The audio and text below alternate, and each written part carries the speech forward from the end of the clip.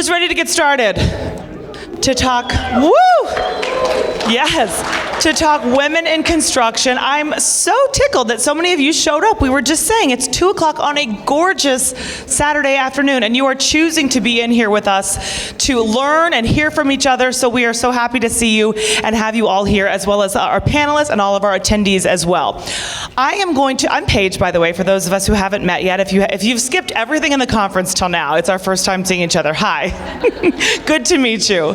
I'm going to do quick introductions of our panelists, and then actually we had a great idea from Paula, who said, I'm really curious why these people would choose to be here at 2 p.m. on a beautiful Saturday afternoon when they could be outside enjoying this. So we're going to hear from you first right off the bat after we hear who our panelists are, a little bit like that, because we want to make this useful for your time here in terms of what you would find most useful and what sort of motivated you to be with us today. So I'm going to start with our panelists here with our first, Miss Paula Reza. I'll just do the intros, but you're lovely to thank you. You can hold the mic until then, yes. Perfect. Paula is the executive director of WWCCA training centers.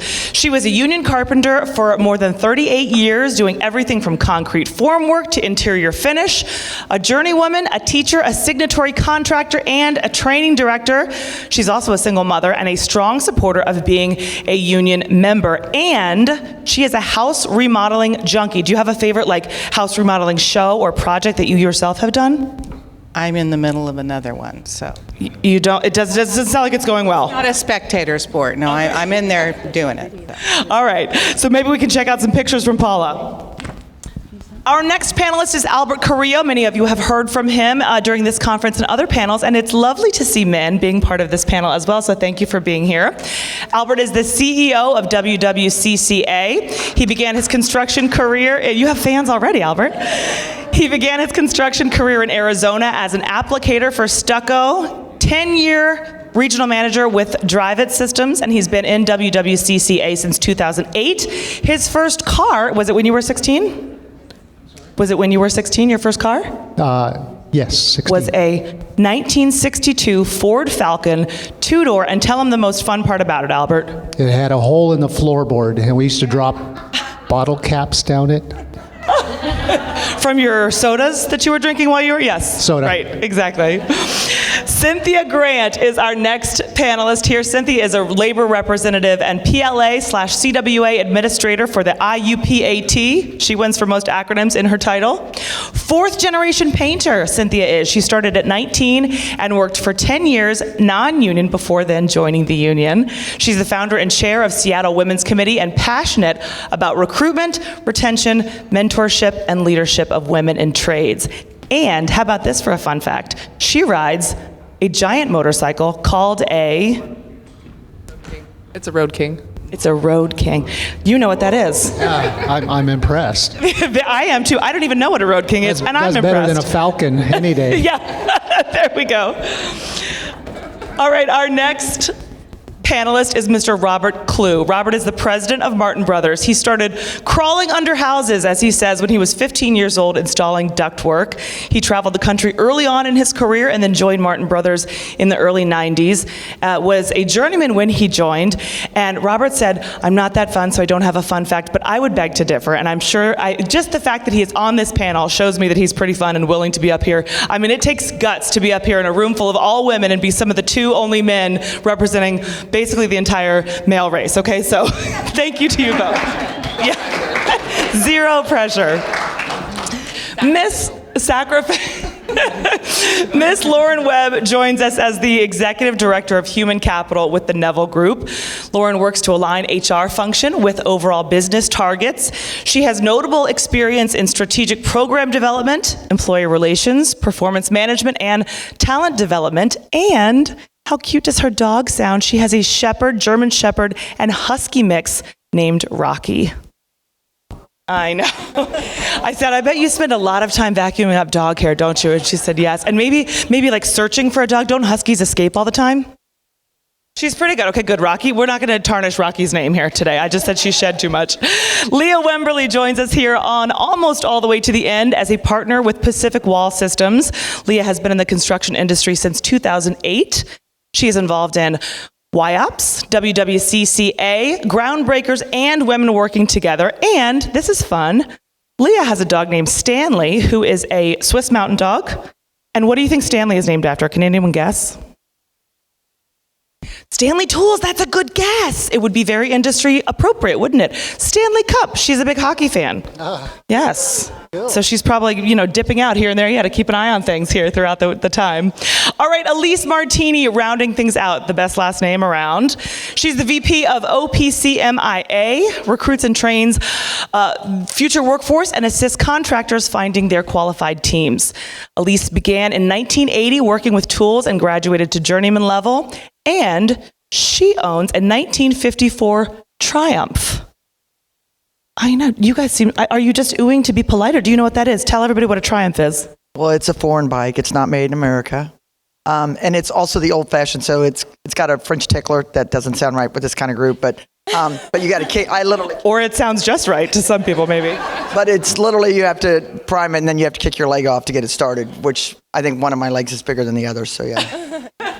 I love it. So some fun facts there that you didn't know about your panelists. Hopefully you enjoyed getting to know them a bit. And before we hear from them on one of our first questions, just from 2 or 3 of you who were willing to speak up, anybody want to say what brought them here today and what's motivating you to be at the panel of women in construction?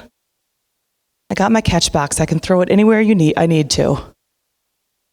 I'll just have a panelist pick a favorite if you need me to. Who do you guys want to hear from?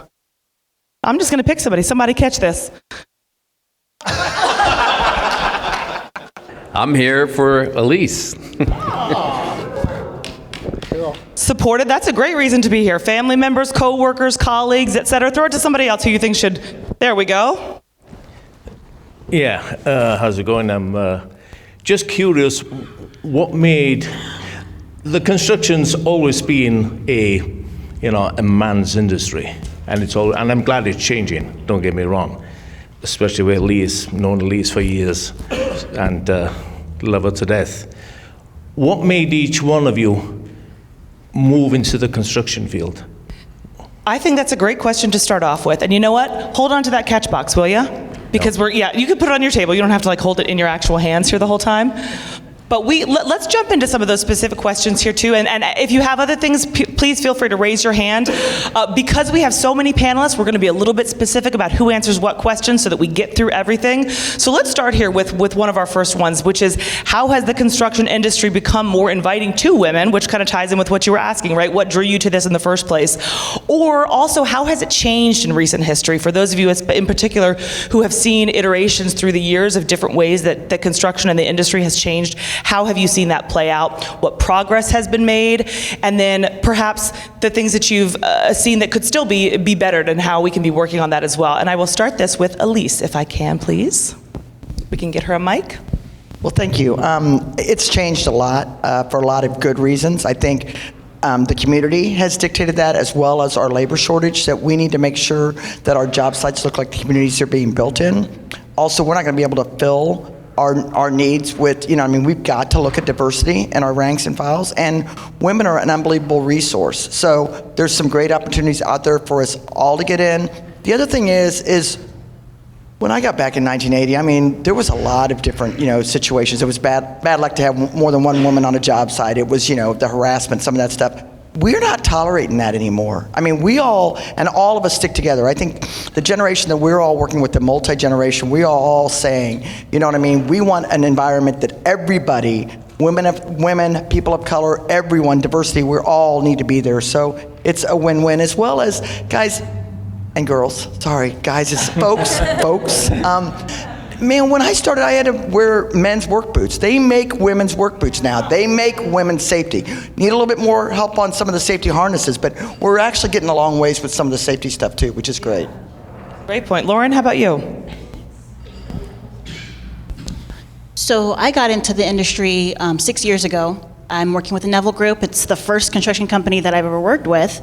Was really excited to learn about the great things that they offered for their office employees and the advocacy for the field. I'm really excited that I work with a lot of talented and creative people. Really appreciate the work that's being done to advocate for women, both on the construction, pre-design side, the business development. There's a lot of creative roles for women.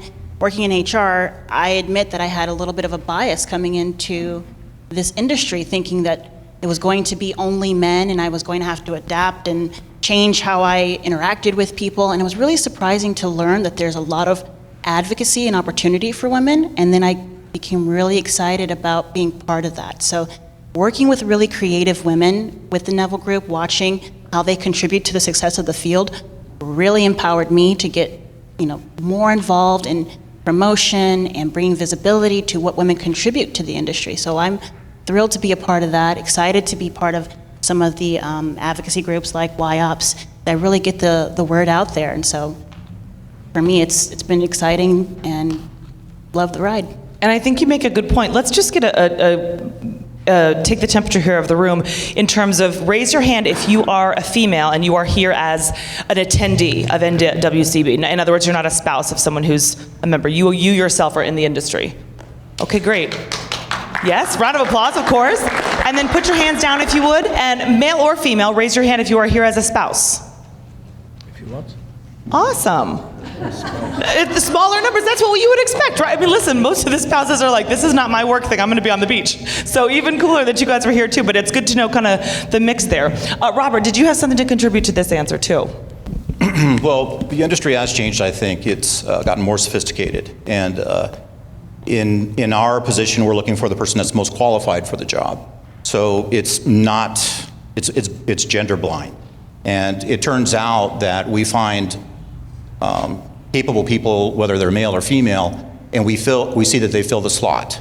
So I see more women that are coming into the industry. I don't want to give the impression that it's an equal situation out there, that there is still probably the glass ceiling in some respects, and that there's work to be done, but that's what I've seen in the industry. Albert. Yeah, I think one thing that when having women in the trades is the pay structure is an equal opportunity, whereas every single worker out there makes the same. Women, men, I like how he uses gender blind about the whole thing. And I think that's attractive because us men, all we do is poke and prod at each other and do stupid jokes, guy things. We learn by working with women and next to them how to be a better person, how to be more professional. And that's great. It's a great change. We need the change, but I think that pay thing is just, it blows me away. And I don't see why, all this time they complain about women don't make as much as men. Well, in the trades you do, and everybody can prosper equally, so. All right, for our second question, I'm going to begin with you, Cynthia, and that is to describe, if you can, it ties in with our first question here, some of the current programs that are actually in place to help mentor and or retain women and ensure their professional growth. So the kind of practical, tangible things that we see across the industry to do that. Yeah, I think I'll start first with, before they even hit the trades, is the pre-apprenticeship programs. There's a lot of them geared towards women specifically, cohorts of both men and women, but some of them being all women. And a lot of our unions are turning to putting women in leadership, who then also start bringing up other women within their trades and within their industry.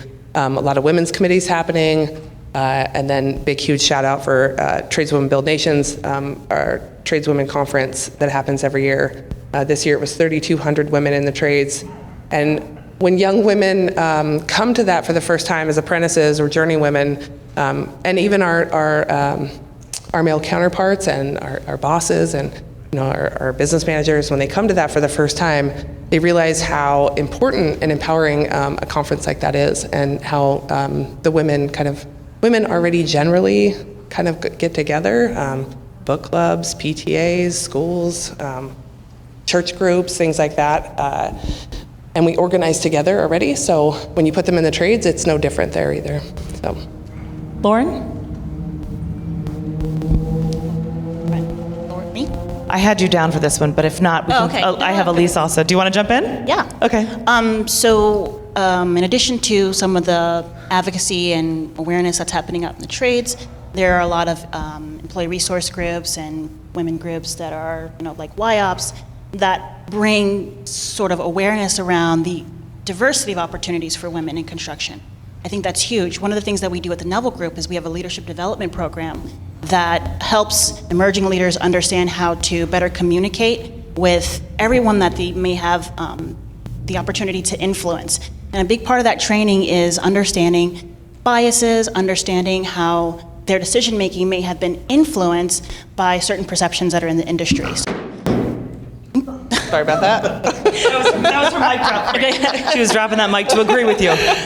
So helping to confront some of that, make sure that people understand that the biases exist, and then changing the dialogue a little bit so that the industry is more open, more inviting, more inclusive in how we advertise for positions, what we're communicating as far as how women are supporting the field, how that's translating into profits and more competitive organizations. I think that's been huge. I'm excited to learn more on the trade side about the advocacy that's happening, but I see that growing into something bigger and larger, and the partnership that we're getting from men in the industry, it really galvanizes, right, that movement. So that's thrilling, and I think it makes a huge difference to young women who are thinking about entering construction or the industry. These are career-ready women, either coming in on the trade side or the professional office side. Being exposed to what it means to be a woman in construction, being honest about what that is going to give us a deeper pool of candidates to select from in 10 and 15 years when we're backfilling key leadership roles, which is something I'm really excited about. So let's just start with our internationals. Every international has a women's group. Ours is Steel Edge Women with the OPTMIA. Besides that, you have, as Cindy mentioned, NAP2, North America Building Trades Union. They have the Women Build Nations Conference every year. They also have a great program called Lean In, which is a women's call-in every month where you can call in and talk about issues or concerns you may have on a job site. It's a group of 8 to 10 women that call in, and it's about mentorship and leaders kind of helping individuals come up. Then you have other national associations. When I got in 1980, there wasn't a lot. I joined NAWIC, National Association of Women in Construction. Unbelievable knowledge. They have a lot of training in there. I learned a lot about Robert's Rule of Order, which is how I moved up with my local union, because if you understand Roberts, you can actually help folks know how to run a meeting, and you never have a meeting without an agenda. Then you have your locals and your state. I'm from Kansas City. I'm sorry about anybody that might not have won the Super Bowl this year, but with us, we have MOWIT, Missouri Women of the Trades. We have Chicago Women of the Trades. We have Heartland Women of the Trades. There's a lot of women tradeswomen groups out there. Just Google them, because it's all really important that women in construction see other women that are in that trade and in that field, and then they have someone to talk to. When I first got in the field, and even when I was apprenticeship coordinator, it was really hard because we lose a lot of women, not because the contractor or because the other folks in the field. It's because the guy at home can't understand that she's working with a bunch of men. And it's really important that they have that support, whether it's through a national association or just a local mentorship. That's where all these associations can be valuable. Yeah, a follow-up question for all the women on the panel regarding the call-in center and women calling in. If you had a choice, or a chance, I should say, to change one thing in the field that would benefit women in construction, what would it be? I'll go first. The most success we've had in my area is when there are goals set by the community or the municipality that says you're going to have a 10% minority and a 2% female, and then there is a little bit more of a need. And granted, we don't want a revolving door where we have women or minorities or white guys coming in and out of the programs, but when there are goals out there, it does seem to help increase the number of minorities and females on projects and in the city. I'm kind of echoing more. I can't express what it feels like to be on a job site and there's 100 men and you. It's extremely intimidating in many ways. I want to create a poster. I have it in my mind, and it's a crew of 5 people standing there, and one's a female. And I want to ask the question, what looks so weird about this? Because truly it doesn't. And that would give us 20% women in the industry. And when you can envision a crew of 5 or 6 people, and 1 or 2 are women, that doesn't seem strange to us.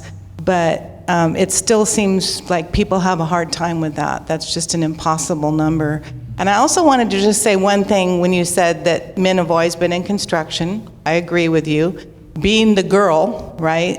I was blessed because they always stuck me with the old guys a lot. The old Irishmen, Italians, Germans, really fine craftsmen. And what I learned is if I kept my mouth zipped and paid attention and asked good questions once in a while, they would open up and teach me. And I would also say that women in the world, everywhere, have been doing heavy work for thousands of years. We haul water, we haul children, we haul food. I've had women in my family that ranched on their own. So it's not strange for women to do heavy physical work, but it's when we're competing, right, for those wages that you discussed, that's when I think people have an issue with it. And that's all I'm going to say. But. Yeah. Couple things. Yeah, one of the things I'm going to go back to your original question in the very beginning first. You asked why we got into construction, and I'm just going to kind of repeat something my mom told me a couple years back. We were talking about non-traditional work for women, and how excited I was to be recruiting women into the trades. And she looked at me and said, "All work is non-traditional for women." Kind of blew my mind. Over the generations, other than maybe school teacher, nurse, things like that, all work is non-traditional. So one of the things that I would change, if I could, is our contractors and their hiring of women. It just seems to be so few and far between. For us, we have 45 contractors in the paint industry just alone, and I'm going to speak just on paint, but we have 2 of them maybe that hire women on a regular basis. So they're just not hiring them, and we're not sure why.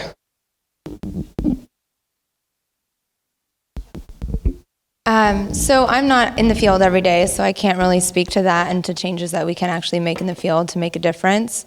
But something that I have noticed in the industry is, and it might sound counterintuitive to the question, is talk surrounding paternity leave, not maternity leave, paternity leave.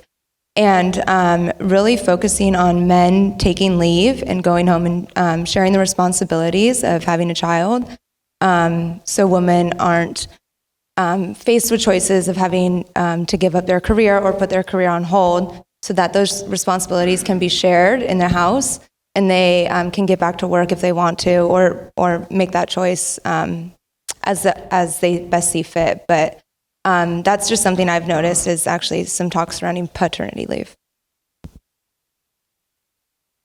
I'm going to follow up what Elise was talking about a few minutes ago about the checking the box, the 15%, the goals, the aspirational goals. And I'm going to say the same thing that I've said in the room of Department of Labor and things like that. And they need to stop being aspirational goals and be a fucking requirement. Sorry. She's going to mic drop with her words and her water bottles, okay?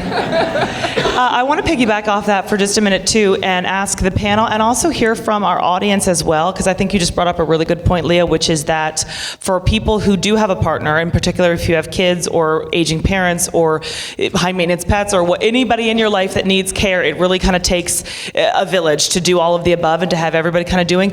Anything that you all have learned in your lives that has helped you be able to be fully present at work and kick butt at your jobs and also be able to handle everything in your homes and your personal lives and things as well too.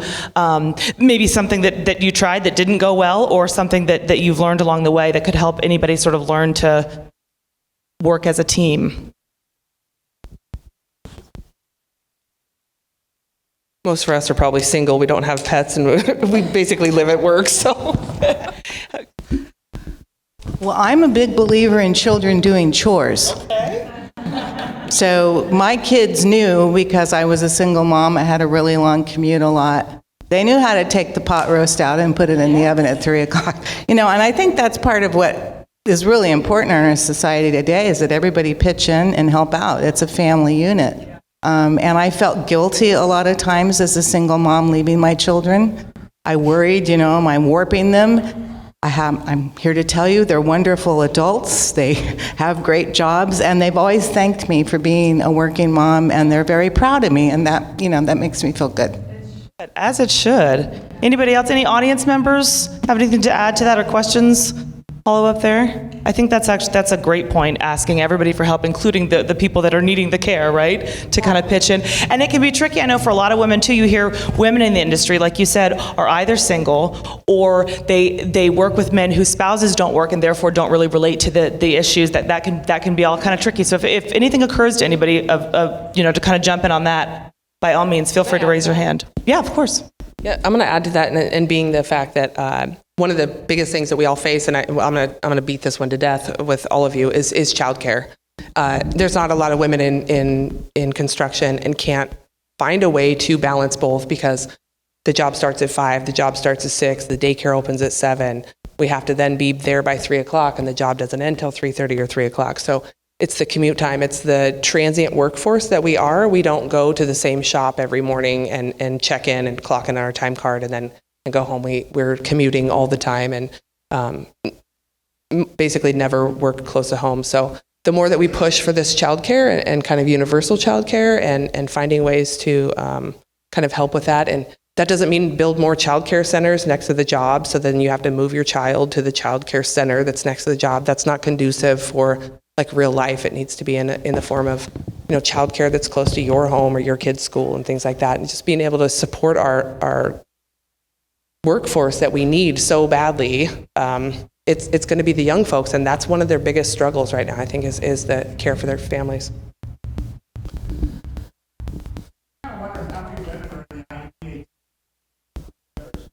I'm going to repeat that on the mic just so that, or do you have, here, I'm just going to run to you with the mic so that we get it for the recording. Hold on.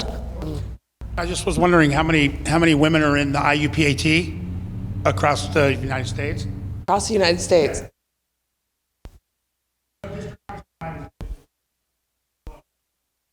Well, all women in construction, I think is 6%, and that includes office staff. So that is, women in construction is 6% across the country, and that includes folks who do not work in the field. So I think it's more like 2% of actually women who are boots on the ground in the field. Sure, it depends on the area, for sure. My business manager's back here, and I'll have that answer before we're done here. Google it. We'll get it in a minute. Other questions? Okay. All right, I'm going to skip to one that I know a lot of you have an answer for that you wanted to weigh in on here. So this is to give an example of a time when you witnessed a woman on your team or somewhere else in the industry bringing unique perspectives and skill sets to the industry, and what was the impact there, and how does that benefit all aspects of construction? So some kind of specific examples that you can think of, and I might just kind of go down the row, and if you don't want to answer this one, you can skip yourself and pass the mic, but I'll start with you. I don't mean to make it all about me, but that's that's kind of my memories of working in the industry. I was doing a Marriott hotel up near Yosemite, doing all the finish with the big crew. We were working 6/12, so it was a lot of work. But I remember my boss telling me that he knew when I left an area or a room that it was going to look as good as it could. And what he meant by that is I was willing to take that time and that effort to really, make sure that it looked clean and looked good. And that was a real compliment to me. And I find that women, a lot of times, we do have that patience, right? That's probably why I gravitated to finish work when I could. I know in interior systems, there's a lot of finish work. So I think it's just having that patience and that pride to make stuff. We like things to look pretty, right? So that's. So I was a plaster in Phoenix, Arizona, and it was non-union, but I had one job where I worked with a female finisher. She did finish work. And I was just kind of an apprentice, and they put me with her. And one thing I found in my whole career, the way I learn, is I observe. I watch what people do. And I compared to what she was doing to what the guys that I'd already learned from, and she was taking the extra time, and she'd kind of get on me a little bit. Oh, you missed that corner. Well, that thing looks a little bald right there. Put some sand on it. Hit that again. I'm like, what a pain in the butt. Anyway, what I learned from her is detail.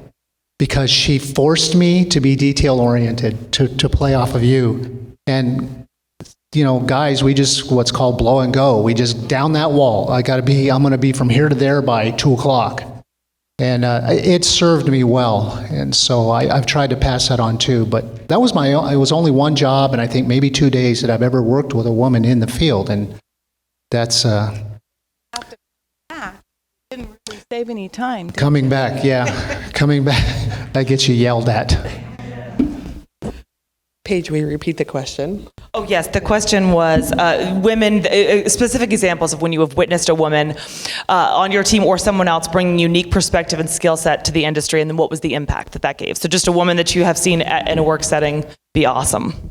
So the last job that I was on when I was in the field, I was the foreman from beginning to end of the project. It was like 16 months we were on this project, and I was allowed to choose my crew, and I chose an all-woman crew. And they didn't want me to. They thought it was really weird. So occasionally I had to have, my token man on the job with me. But it was a nice perspective to see. There's no, will you carry that for me? There was nobody to lean on, I guess. And so I think having those women apprentices and other women journeymen to kind of, first of all, prove that we could do it, and then second of all, to just be showing these younger women that they could also do it. They're very successful journey women these days, and running their own crews and superintendents, and moved on into leadership positions. So, it's been pretty great to see that happen. Yeah, there's a woman in our office, and I would say one of the critical things about being successful is you need culture in your office. You need to have a place where everybody wants to work and they feel safe and they feel comfortable. And this woman has been there for almost 30 years, and she's been the go-to when it's come to issues, whether it's HR, whatever the circumstances are. And I found that in engaging with her, that she helped me find my blind spots as well, which was critical for me to make important decisions when it came to the company. And she turned out to be so wonderful, I married her. So she's sitting right there.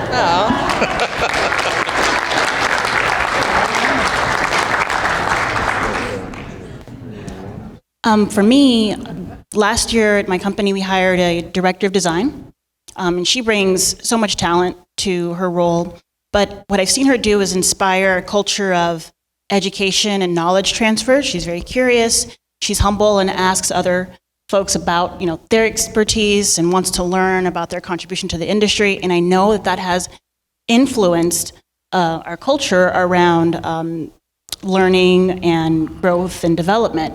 We also have a fantastic leader, I believe, in our procurement and logistics division, who leads an mostly woman team, and I've seen that group really work closely to support the field and make huge strides in how we communicate and make sure the field believe that they're connected and feel supported, and that to me is humbling, and it inspires me to want to get more connected with our field, identify where there's some process gaps and some additional resources. So she's doing a fantastic job. And then in the last couple of years, we started we opened a position across all of our branches that is an office business coordinator. And they're essentially responsible for identifying redundancy in process and any gaps and resources needed, particularly paying attention to the field.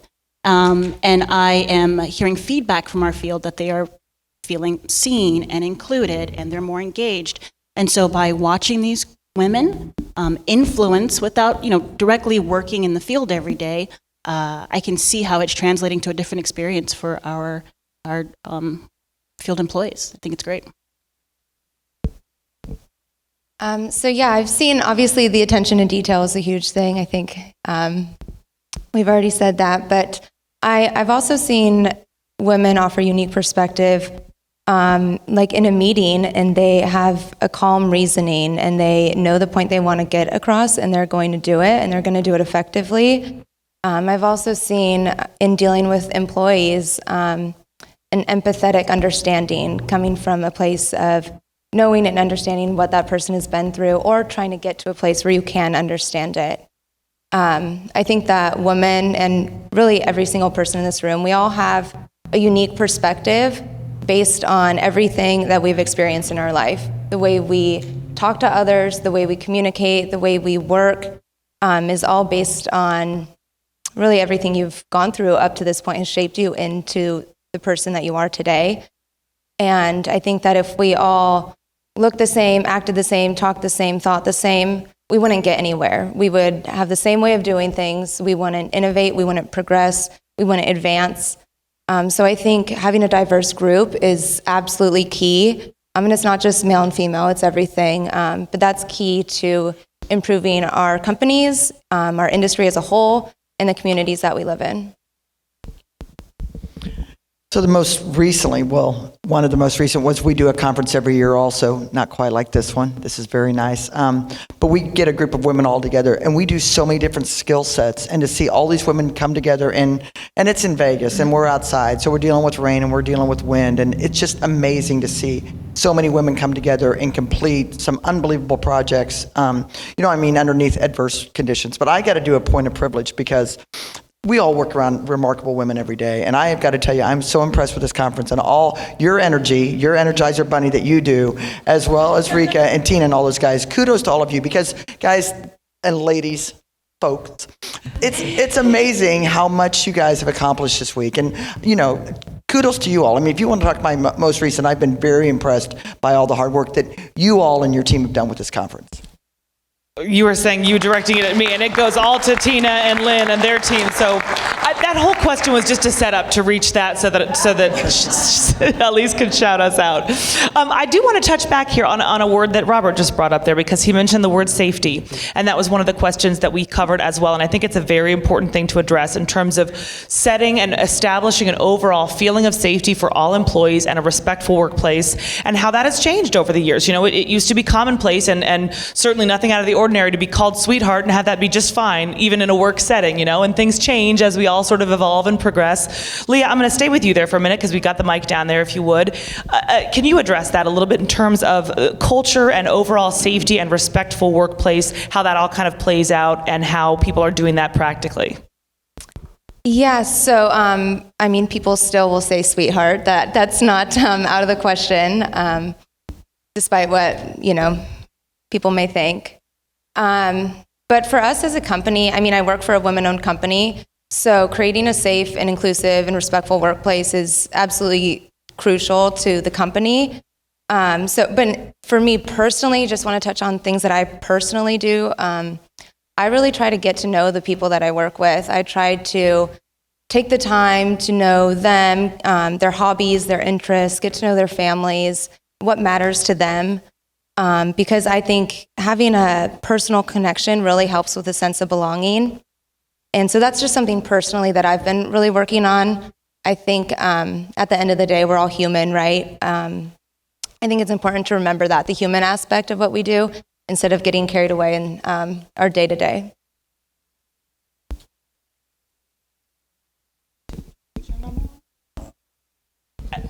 Even just as a man, I'll be honest, and I'm sure women, all of us who are here, seeing two men up here is almost like a comfort to see, like, these are two men who are with us. Just the fact that you're willing to be on a panel like this, I think, is already a step in the direction that shows you value, and you're putting energy toward making it a safer, more respectful, more equal workplace for folks. I had you down as part of, for one of this answer, if there's more that you want to expand upon for that, but. I'm just listening, and I would say that just recently we had an issue where an individual had quit because she wasn't getting the recognition after she had complained about a specific problem. And I think it's critical that the culture and that HR moves in quickly to deal with an issue or situation. I'm not saying fast, but it has to be clear to everybody in the organization that something's not going to be tolerated, and that management is going to take a hard look at it. And we're going to balance our approach to what's happening. And I think that has changed over the years. It was more of a brutal approach, 20, 30 years ago. It's not that way anymore. I think that's better for the industry. I was going to say, too, as we evolve as far as organizations go and companies, I think people are really looking at ways to develop mentorship and leadership and safe workplaces and things like that. We have business reps and leadership that is putting that at the forefront for every worker on site.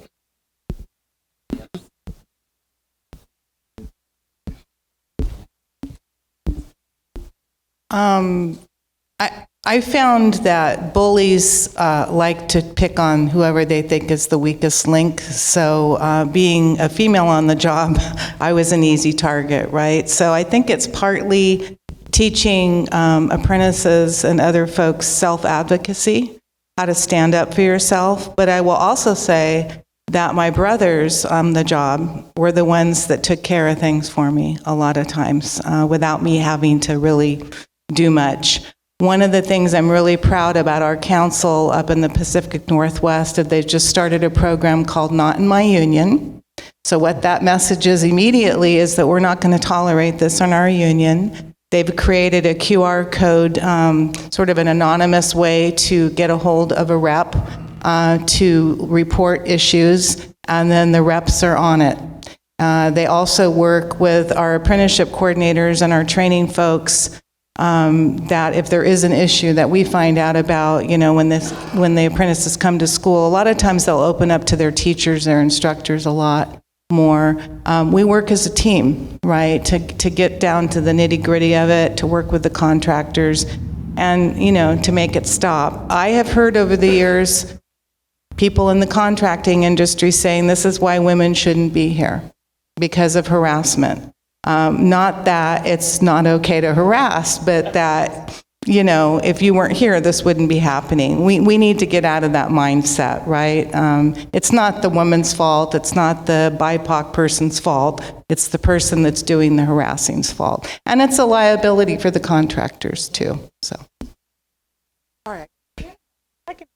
Can I add? I want to add really quick. Please. Kind of as a follow-up to what Robert was saying. So speaking as someone in human resources, I work really hard to make sure that our employees feel that they can trust and bring issues to HR, and that I will respond impartially and make sure that they feel safe to say, hey, I see something or something's happening with me. But I don't feel it should be the responsibility only of HR. I think what we try to do at least is create a culture of accountability and transparency, which hopefully translates to a culture of trust. So whether you're in the field, and the harassment can happen between two men, right? It can just be like, I don't feel comfortable around this person, or I feel like the environment's hostile. Being comfortable enough to go to their leadership and say, hey, I want to be transparent, I suspect something's happening, or this is going on with me, so that every leader in the company has an opportunity to create a safe place. So it doesn't fall just on the people who are technically, driving culture or writing policy around culture. I do as much as I can to make sure people feel connected and that they can trust my judgment. But really, when we push for transparency, we're trying to express that trust is important to us and that you should feel comfortable expressing when you feel like you're not safe, or, we talk a lot about proactively identifying harassment so that people are all policing and kind of working together to create a safe place.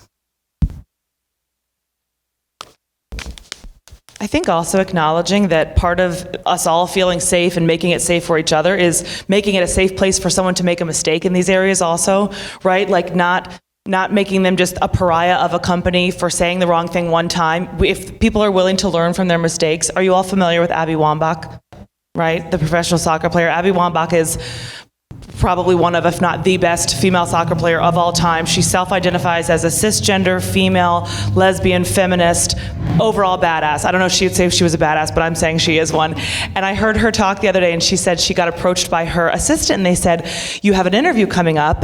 The professor can meet with you, but they can only do it at 3 o'clock. And she said, well, just see if he can change his schedule. Can he just move things around? And her assistant said, Abby, she can only do it at 3 o'clock. And Abby Wambach assumed she heard professor, and she said he, and she goes, I just say that to say, here I am, the biggest feminist of all time, and I even do that kind of thing. So just all kind of having a little bit of a gracious attitude towards and for each other, I think helps also.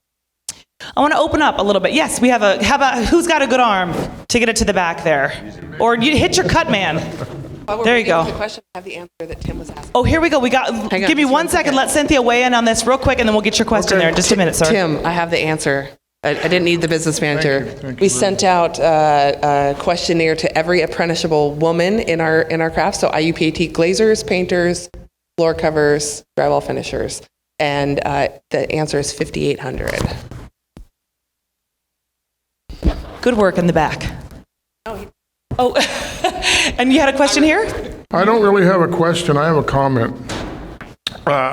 The discussion's been going toward harassment of some sort. And I just want to tell everybody here in the room who doesn't know it, that the OPCMIA has developed an organized program that all of our instructors are availed to take, and it's got all the materials you need. We at Local 200 do it at least every 2 years with everyone who needs the update. We keep track of it. And what's stressed in this program, and it's such a great program, by the way, I started this job in 1969, so I know what it's like for new people on the job, women, minorities. So anyway, this program stresses that harassment's harassment. It doesn't matter if you're male, female, if you're of a different religion or whatever. The harassment is harassment, and we tell people how to combat it. The people who are shy, the people who are aggressive, everything. I just want to commend the OPCMIA and the ITF for putting this program together. And any contractors who are in the room, you maybe ought to get a hold of somebody to make sure your people are getting something like this.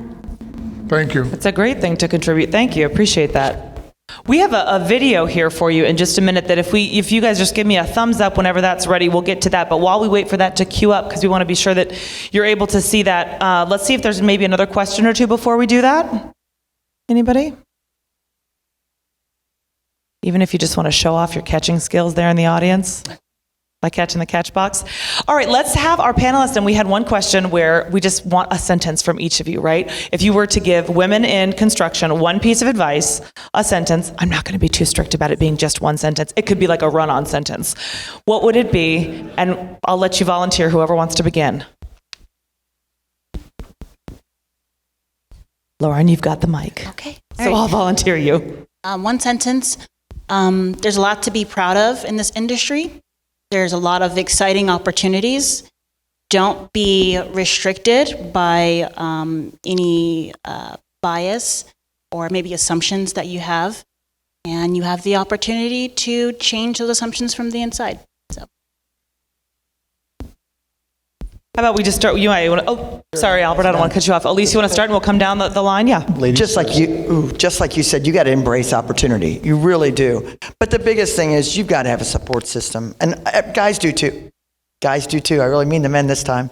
Guys do too. But we all have to have a support system. And it's really important to, whether it's going to your union meeting or going to, if you're in the office, going to an AGC meeting or going to your association meeting, meeting other women, finding them as mentors, having a support system.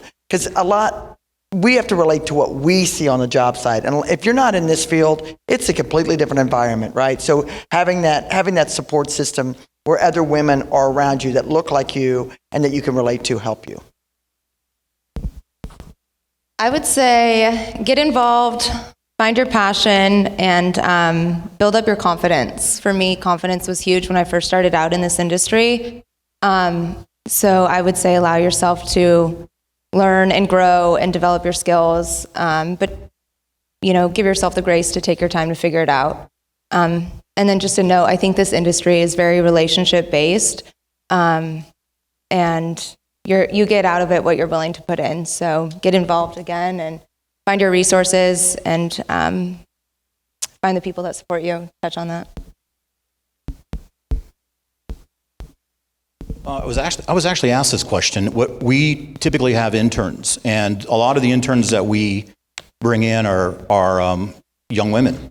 And the response I gave her was, wear as many hats as you possibly can if you can get with a company that will let you move from one department to the other. That was my recommendation to her. So I speak to a lot of high school students, a lot of workers, do a lot of recruitment for all the trades, not specifically just ours, but the union trades in general. And the one thing that I always say to each group that I speak with, or any individual that I speak with, is all work is hard work. whether you're standing at a grocery checkout, or you're caring for children, or you're caring for elderly, or you're teaching, it's all hard work. And so I guess at this point you have to decide what is sustainable living wages for you and benefits for you and your family. And the union is always where it's been for us. I have the same advice for men and women, and I tell this to all people coming into the trades. You have two of these and one of these. Use them in that ratio. That's a good one. It was so good you made me forget my train of thought. Similar, what he was talking about in the office setting, I try to tell young people in the trades, first of all, no one owes you a job. And the greatest equalizer is to be the best craftsperson out there. So if I can hang 20 doors a day and the guy next to me can only hang 12, hopefully that contractor's smart, and so get as much knowledge as you can, move around in the industry, don't just, be a one-trick pony. Learn as much as you can, and be open to learn, and take risk. A lot of times in my careers, I had to make some choices and say, yep, I'm willing to try that. Volunteer to take on more responsibility, and eventually it pays off. But learn your trade. All right, our video is ready, so let's direct our attention to the screen here if we can for just a moment.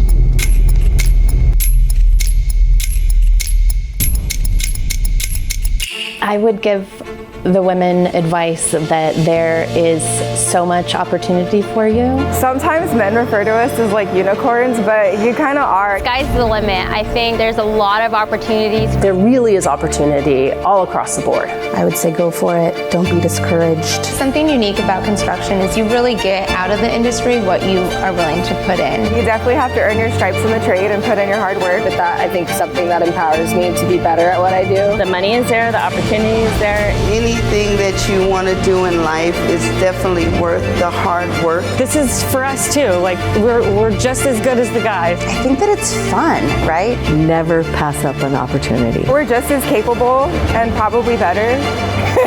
You can't lose, right? The economy goes up and down, but having the background and the knowledge how to build, that's something that's with me every day. You get to walk and say, see that building over there? I helped build that. I am so proud of it.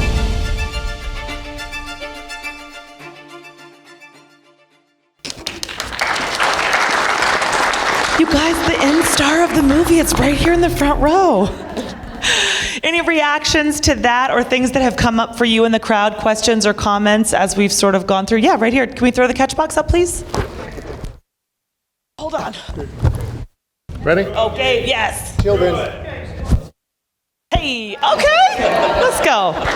Whew, that was a little stressful. I actually really love videos like this because obviously it empowers, and I think that's really important. I think when I look at and I reflect back on my team, I actually have the pleasure of working alongside with Paula Risa, is that the first time in our history with our organization, I'm talking on the apprenticeship side, do we have a female that's the training director? Not only that, but I'm the first female of color in a coordinator position, which is huge. So our organization is definitely making some changes. And obviously there's women like Paula and Cynthia and the women that are sitting on the panel that are helping to pioneer the ways of our future generation, of our future women.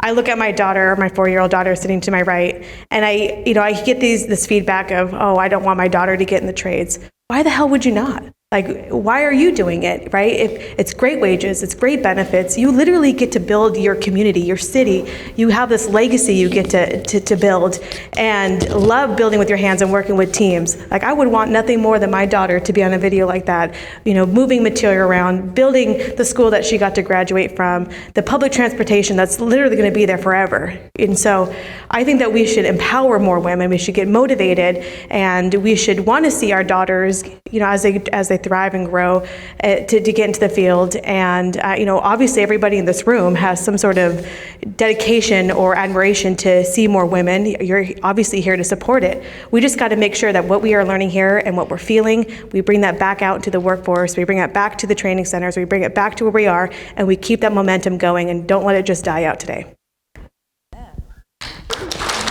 Well said. I know nobody wants to follow that. That was beautiful. What's your daughter's name? Can you tell us your name? Madison. Madison, what's your last name? Hike. Madison Hike. Okay, y'all look for that name on a resume here in a couple years, because I have a feeling Madison Hike will be a great addition to any team that you have. Thank you so much. Who else? Who has a question, a comment? Oh, yeah. So glad you're right here. Just to kind of add to that, something that we were asked in preparation for this was, what's an advantage to being a woman in construction? What advantage do you get? What is so special about it? For me personally, I don't love that qualifier. I don't see myself as a woman in construction. I work in construction. I happen to be a woman. And for me, the advantages, just to kind of echo what you said, the advantages for a woman would be the same as they are for a man. An opportunity for a wonderful career. You get to build your communities, wonderful benefits. So the advantages really are across the board. Just to kind of echo what you said. Yeah, I was going to kind of dovetail off that and just say that I think that the more that, again, our organizations are becoming more adaptable to the women in construction. I know that ours specifically, our second in command, our assistant business manager is a woman, our glazer rep is a woman, our drywall rep is a woman, I'm on staff, our director of training is a woman, her staff is all women. So it's very, very nice to see that they've also come from the fields. These are opportunities that we necessarily don't stay in the field, get to go into leadership and be the next person who reaches back.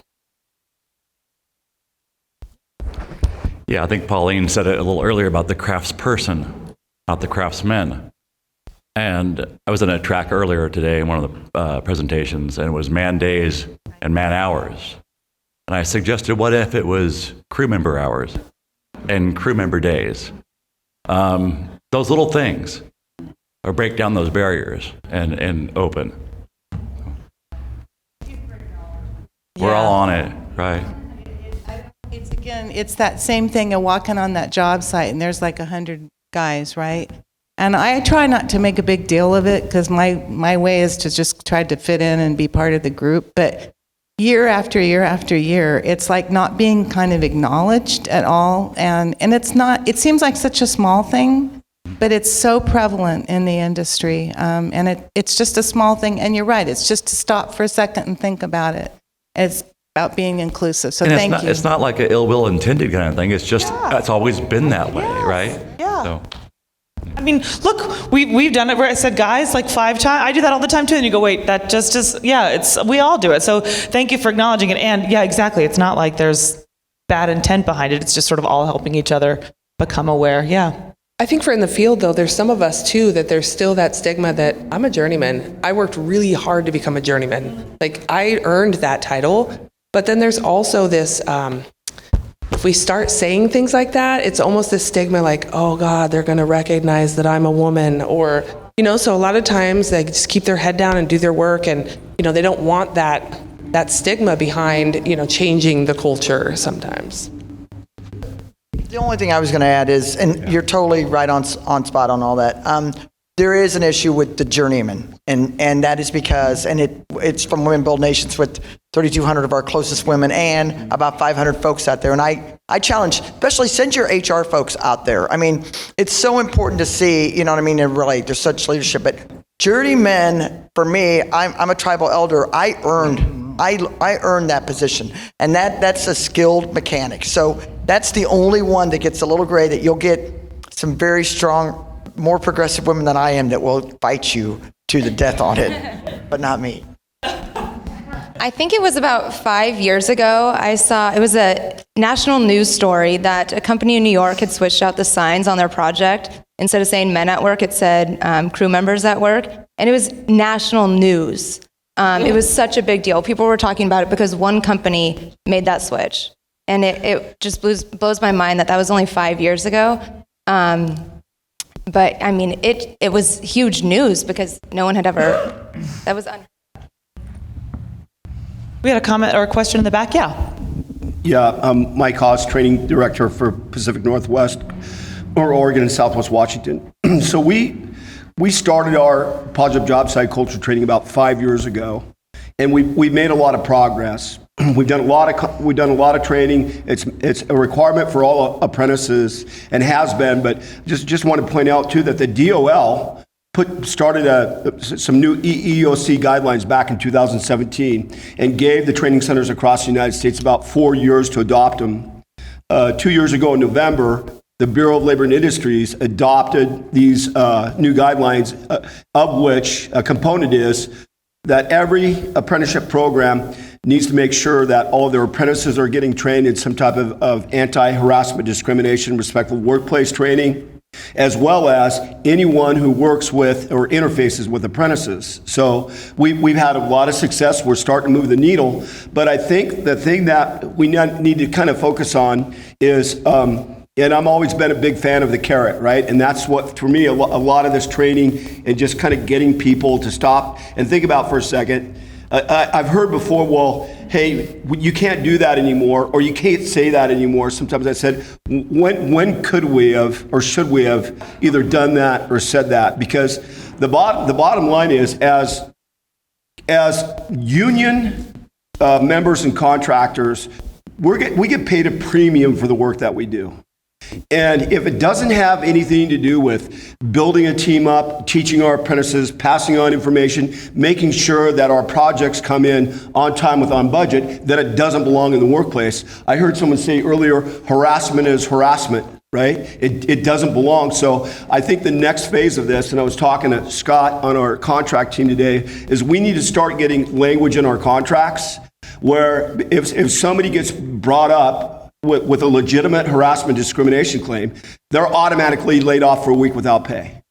And they have one chance to get training. They go to that training. Number two, not only do they not have a job, but they're out of the union completely, because what happens is if you don't have something like that, then they get laid off from one contractor, and guess what they do? They go to work for somebody else and somebody else and somebody else. So I think the next phase in this for all of us is to sit down and say, hey, we have an expectation here of what a respectful workplace is, what a professional is, and if you can't handle that, then maybe this isn't the place for you. Oh, just wanted to make that comment and commend everybody for the work they're doing. Thank you. Anything else here from the crowd? Yes. Catch box to the back. Coming. Thank you, Gabe. I just want to say I'm just happy to be here. If you can talk into the mic, please. Oh, this is the mic right here? I know. Oh, okay. All right. It's not just a fun game. Thank you. Well, I just want to say that I started off Vicksburg, Mississippi union out there, and started as a journeyman pipe fitter.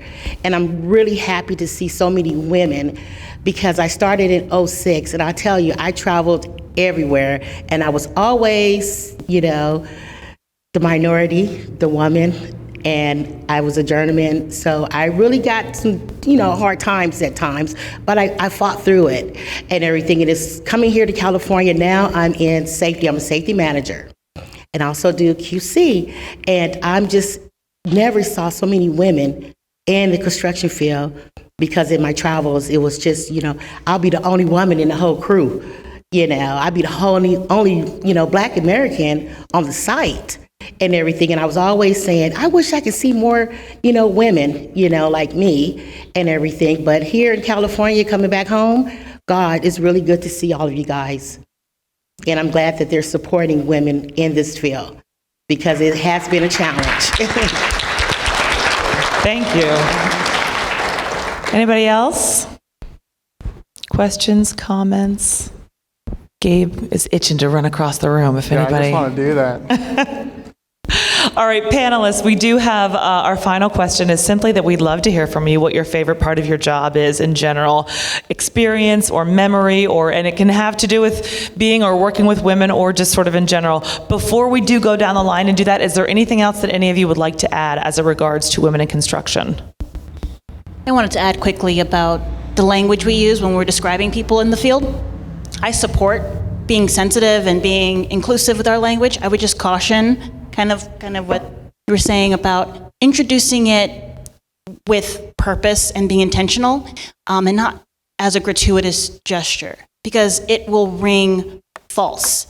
I don't want to see something that's in response to a trend or a push or disingenuous kind of like inclusive, language. So I think it's important that we're doing that. I think it's important that we're recognizing it as a step and a need. I just caution employers to do it with full commitment behind what that means.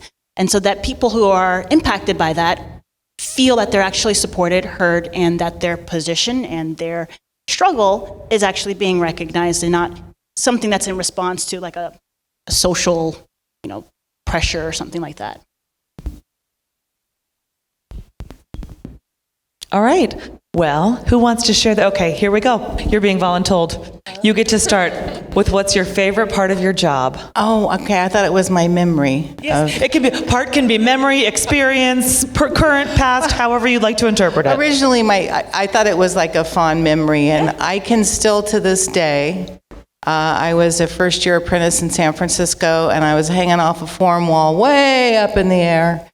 And looking at the Golden Gate Bridge, and Folgers Coffee used to roast their coffee every day about 2 o'clock. And to this day, I can still smell that. And I just remember thinking, Paula, you're not in Kansas anymore. This is this is a new adventure. So it is just those memories of what we do in our industry can just be so, amazing that you're in these places and doing these things and meeting great people. So it's a wonderful industry. I've never regretted getting into it. My favorite thing is the entire career. I was going to college to be a lawyer, and my buddies talked me into going to be a plasterer. They saved me a lot of money.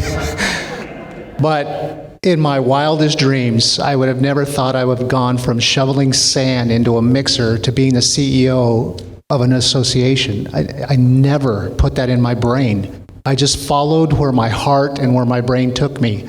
This is the only industry where that can happen, and it can happen for both men and women.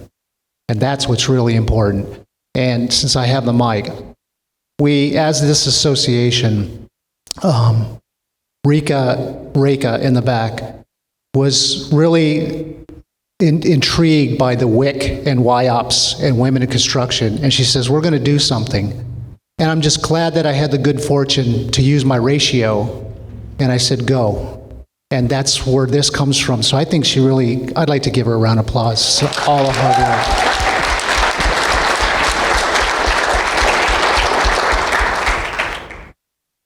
I think my favorite part of my job now that I'm out of the field, is the fact that I get to reach back and show people the pathway to better sustaining wages, benefits, and the world of construction. When I do outreach, I do outreach for all of you. I do outreach for IBW, ironworkers, pipe fitters, it doesn't matter. Just trying to show them the path to a better life, and that, just that there's something different than going to college and becoming, going into debt. And my ultimate favorite thing is I gave birth to the 5th generation.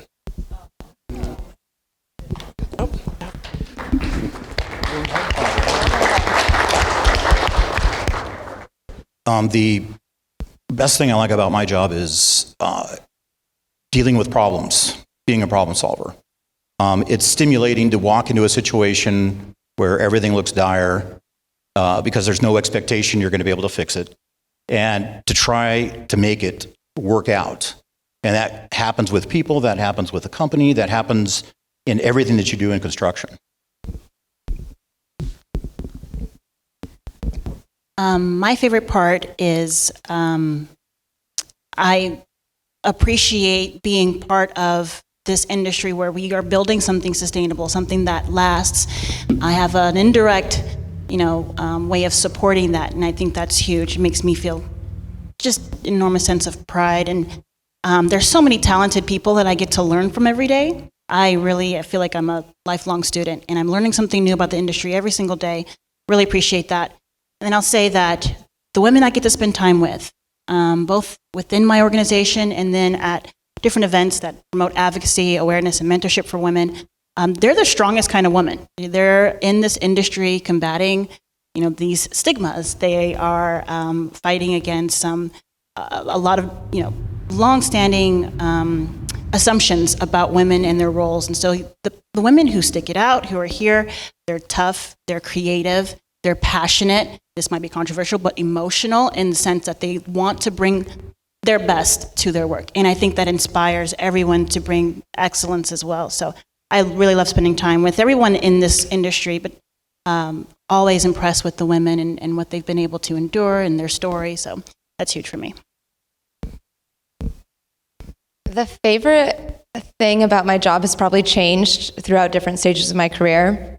If you asked me that question 10 years ago, I probably would have said the projects. It was so thrilling to bid work, win a bid, and then kind of see it through. I'm a project manager, so I would get to run an amazing project and see these plans come to life right in front of my eyes.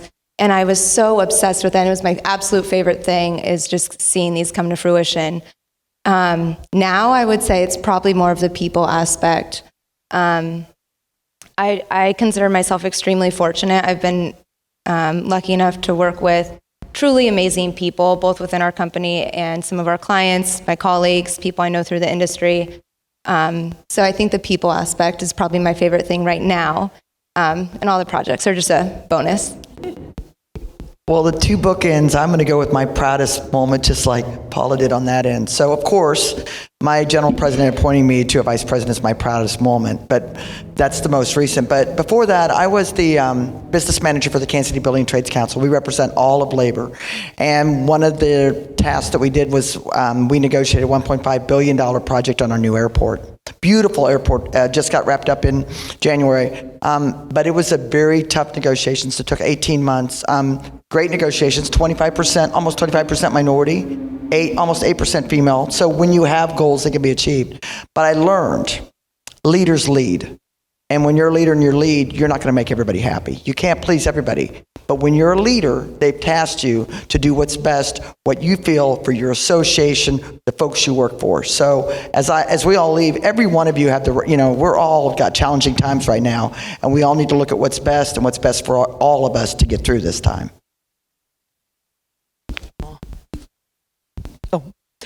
Anything else before from the audience? Yes, right here up front. Final thought or question? Oh, hey. I'm a woman in construction, but I'm a vendor, and I've been a member of many organizations, and usually the only woman in a meeting, the only woman on the sales of pumps and mixers and things, and people say to me, "How do you sell that? How do you know about all that stuff?" And I said, it's like baking a cake. You have flour and water and, all this stuff, and you have a cake. What is a machine? It has a transmission, it has pistons, it has these things, and they all go together. Simple thing. But they will come up to me and start to talk to me, but they want to talk to the man. They always want to talk to the man about the technical issues and things like that. But I was very honored to receive the Service Award for the Association of Walls and Ceiling Industries Award. I was the first president of the Foundation of Walls and Ceilings. I was one of the first women on the board of directors of the walls and ceiling industry. And I was in a meeting with all the men from one of these meetings, and they all, at the end of the meeting say, "Oh, come on, we're going to go to the bar," and all that. And I know men like to go to the bar by themselves, so I just would say, just kind of go along. And one of the guys says to me, "Carol, you're one of us. Come to the bar with me, with us." And I thought to myself, I've made it. I'm one of the guys. Yeah. But that's another thing in the construction industry. I'm out there advocating for women and women salespeople and other kinds of things like that. And I appreciate all you do. When I go out on a job and I see the women out there, it gives me such a good feeling. So. Thank you. Well, I think, yes, you had one more thought back here? We'll get the catch box to you. You got to catch this one there. Okay, I'd like to follow up a little bit with Carol. She made the comment that they always want to talk to the guys. I'm the director or the chief technical officer of a technical bureau. So one of the things I get to do is go out to jobs when there's problems. I like to talk to the ladies, not the guys on the job. And there's a reason why. The ladies come prepared. They have questions. They ask the right questions. They have all the documentation in order, and they're ready to go through and explain carefully what the problems are and how can we get through this problem and move forward. It's a big difference. We as guys need to listen and take notes as we go through this. It's always rough. We've always done it this way. This is how we do it. Explain to them our way is right, they're wrong. We need to get over this. So thank you all for opening all of our eyes today and helping all of us. Thank you. Anybody else before we wrap? And we're only sort of wrapping because we've got a cocktail hour. Don't worry after this. Cocktail hour is sponsored by Plaster Local Zoo. We will break for the... 200. Thank you. I'm name. Listen, I was a former anchor. If you write it and it looks like zoo, I'm going to say zoo. Thank you. How red am I right now? I'm so red. Plaster Local 200. I will not forget Plaster Local 200 now. Thank you. To all of our panelists, thank you so much for being so open. Yes. And to our audience as well, for everyone who attended, thank you so much for being here. Men, women, everybody, we appreciate it. And we would love for everyone to stick around and keep on, continue the conversation. And we'll see you after this. We'll see you this evening at 6 for the reception and at 7 for the banquet. Thank you so much to everyone. Thanks.